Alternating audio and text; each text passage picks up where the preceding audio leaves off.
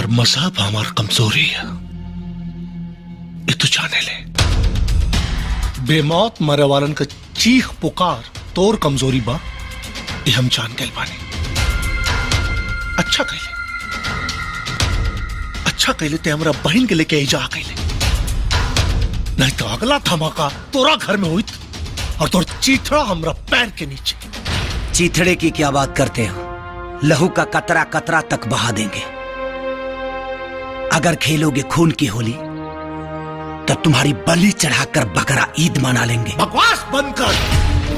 अरे तोर लाश ना तो हिंदू जराई और ना मुसलमान दफनाई, कहे कि ते नाजायज पड़े, नाजायज।